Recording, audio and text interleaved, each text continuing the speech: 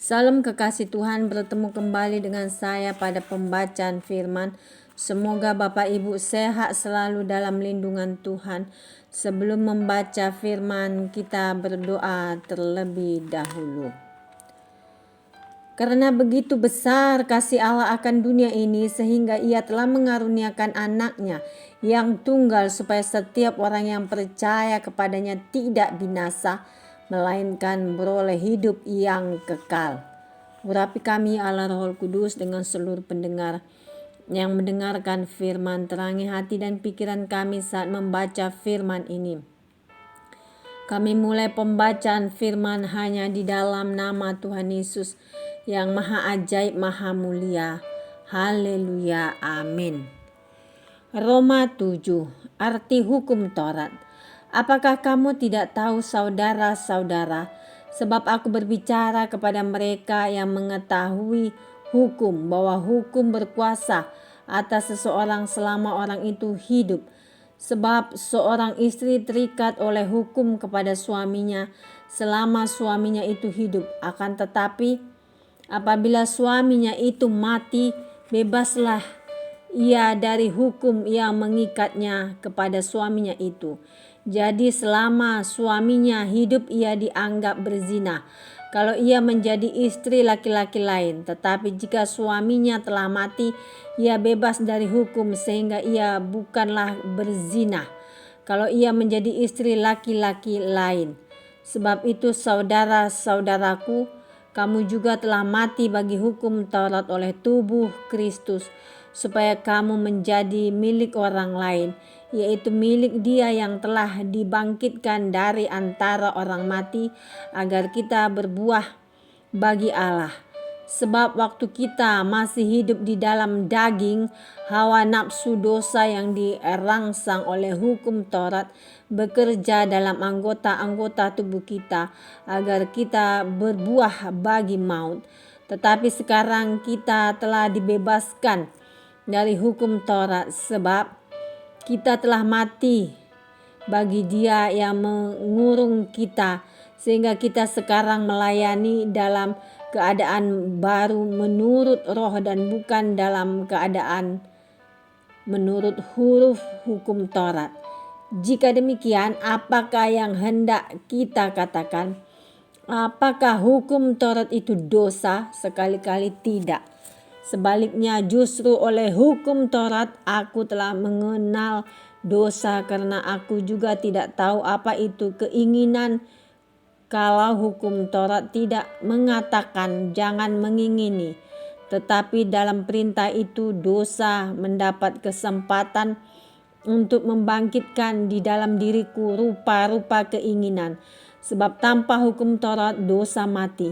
Dahulu aku hidup tanpa hukum Taurat, akan tetapi sesudah datang perintah itu, dosa mulai hidup. Sebaliknya aku mati, dan perintah yang seharusnya membawa kepada kita, ternyata bagiku justru membawa kepada kematian. Sebab dalam perintah itu dosa mendapat kesempatan untuk menipu aku, dan oleh perintah itu ia membunuh aku. Jadi hukum Taurat adalah kudus, dan perintah itu juga adalah kudus, benar, dan baik. Perjuangan hukum Taurat dan dosa. Jika demikian, adakah yang baik itu menjadi kematian bagiku? Sekali-kali tidak, tetapi supaya nyata bahwa ia adalah dosa, maka dosa mempergunakan yang baik untuk mendatangkan kematian bagiku, supaya oleh perintah itu dosa lebih nyata lagi keadaannya sebagai dosa. Sebab kita tahu bahwa hukum Taurat adalah rohani, tetapi aku bersifat daging, terjual di bawah kuasa dosa. Sebab apa yang aku perbuat aku tidak tahu, karena bukan apa yang aku kehendaki yang aku perbuat, tetapi apa yang aku benci itulah yang aku perbuat. Jadi jika aku perbuat apa yang tidak aku kehendaki, aku menyetujui bahwa hukum Taurat itu baik. Kalau demikian, bukan aku lagi yang memperbuatnya, tetapi dosa yang ada di dalam aku. Sebab aku tahu bahwa di dalam aku, yaitu di dalam aku sebagai manusia, tidak ada sesuatu yang baik. Sebab kehendak memang ada di dalam aku, tetapi bukan hal berbuat apa yang baik.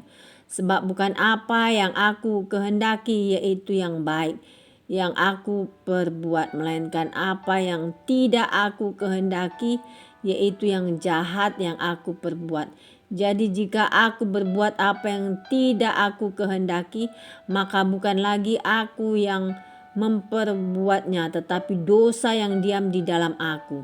Demikianlah aku dapati hukum ini, jika aku menghendaki berbuat apa yang baik, yang jahat itu ada padaku. Sebab di dalam batinku aku suka akan hukum Allah, tetapi di dalam anggota-anggota tubuhku aku melihat hukum lain yang berjuang melawan hukum akal budiku dan membuat aku menjadi tawanan hukum dosa yang ada di dalam anggota-anggota tubuhku. Aku manusia celaka. Siapakah yang akan melepaskan aku dari tubuh maut ini? Syukur kepada Allah oleh Yesus Kristus Tuhan kita. Jadi dengan akal budiku aku melayani hukum Allah, tetapi dengan tubuh insaniku aku melayani hukum dosa. Amin. Terima kasih ya Bapa yang maha ajaib, maha dahsyat, kami sudah memperdengarkan dan mendengarkan firman hari ini. Berkati para pendengar channel YouTube ini, berikan kesehatan, rezeki, kekuatan iman yang baru dalam menjalani kehidupan hari ini. Kuasa darah Yesus membungkus kami untuk terus maju membaca, merenungkan, serta melakukan firman-Mu. Terima kasih buat kasih setiamu yang amat besar dalam hidup kami Tuhan, yang tak terhitung jumlahnya kasih-Mu kepada kami. Terima kasih Yesus, ajar kami untuk menghargai pengorbanan-Mu ya Tuhan di kayu salib. Terima kasih ya Tuhan, kami percaya kuasa kebangkitan-Mu Tuhan. Iman kami Engkau perbaharui ya Tuhan. Di dalam nama Yesus kami berdoa dan mengucap syukur, haleluya, amin.